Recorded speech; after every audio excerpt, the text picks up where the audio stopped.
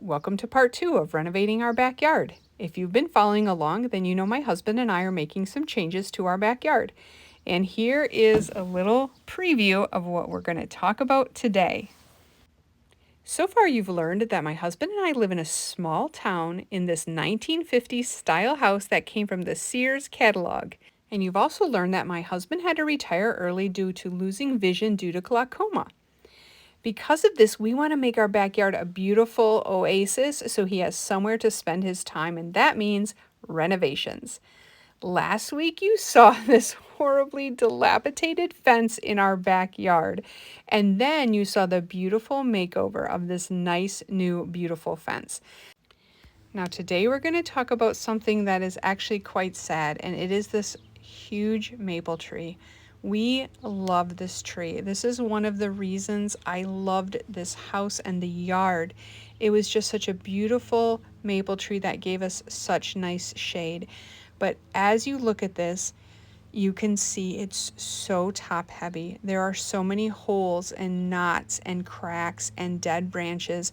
This tree's already lost 2 very large limbs, one that broke a couple pieces of our fence, and then another that went right into the yard. At one point, our insurance company would no longer insure our roof because of this tree. So as much as we would love to keep it, we are going to take it down. The same amount of money it would have cost to secure or make this tree safe is what it costs to take it down. And that's not a guarantee that it would be safe. So unfortunately, even though it gives our yard such beautiful shade, this tree has got to go.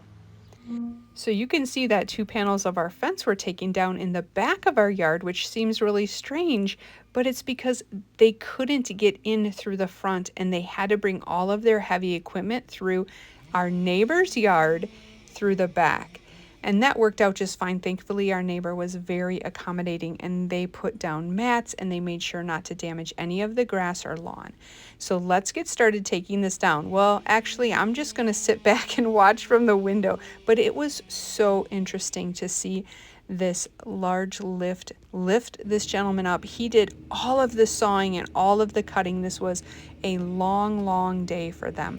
And I couldn't believe that every single thing that they cut off this tree, except for the very largest limbs, could go right into this machine and it just chipped it up into little wood chips.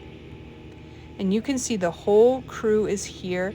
And what's so amazing is this man with the rope, it's tied around the tree and he works with ropes and pulleys to tie it around these big limbs to lower them down nice and safely and gently so that the yard doesn't get beat up and also no one gets hurt. This man worked all day long up in that bucket to cut this tree down.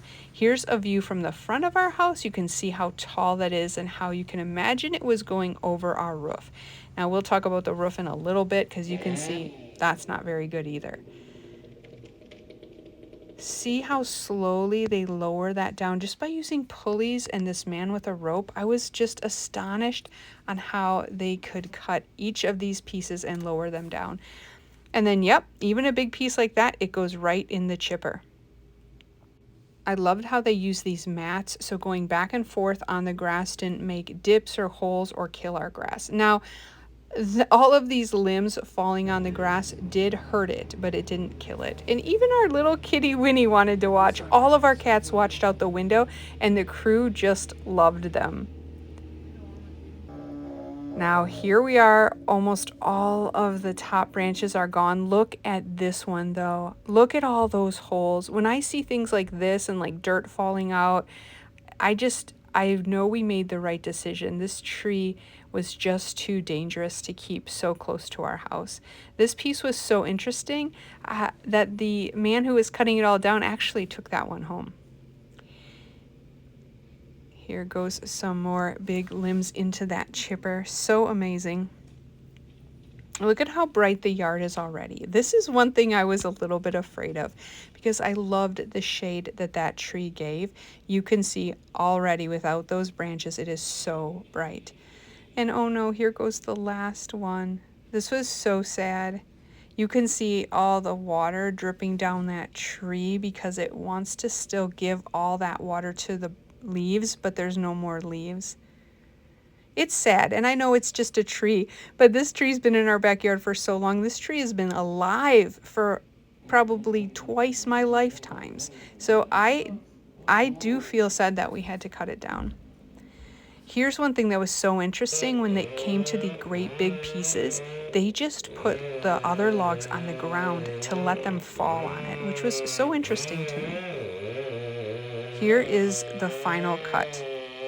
That saw, I should have asked him how long it was, but that saw was so long. You can see him going back and forth and back and forth, cutting into that tree. Now I got to watch out the window, and we didn't know what to expect, but after it was completely cut through, it hadn't fallen. So then they have these wedges that they'll stick in the side. Right now she's taking a video of the water leaking out of the tree. It was amazing. It's hard to see here, but it was just pouring out the side. So here he is just hammering in those wedges. It just needs a little bit of help to fall, and it's so amazing. It's like bang, bang, bang, and you can see here it goes.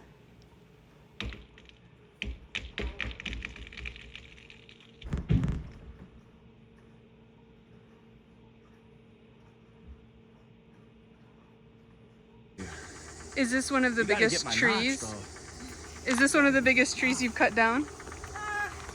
It's a big one, but not the biggest. Wow. That's nuts.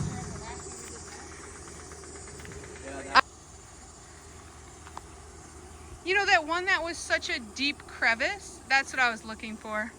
Oh, I bet it's right here. Oh, it's not as deep as we probably thought.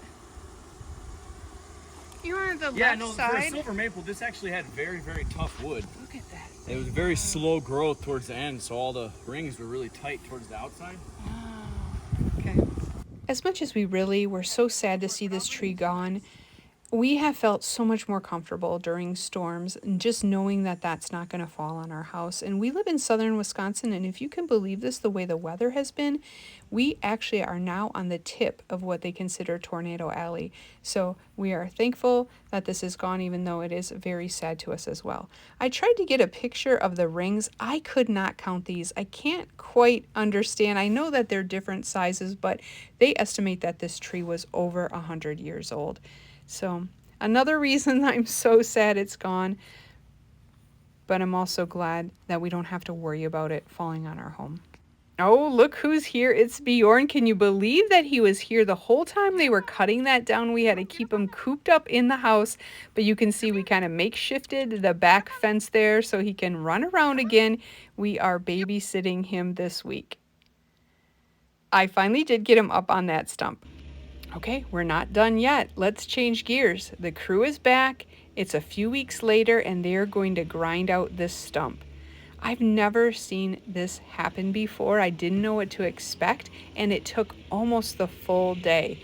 But they have this great machine that they just go back and forth with, and it just grinds that stump down to little wood chips. It goes all the way down into the ground, so that by the time this is done, we're going to have a nice level ground where you wouldn't even know that there was a tree there. Here's a few hours later, and you can see they're still working on it. This is a long, long process. And yes, you can see the name of the company, Beaver Tree. Of course, they have the best name. And really, they are the best crew. We've had them do a few trees so far, some smaller ones besides this great big one, and they have been great to work with.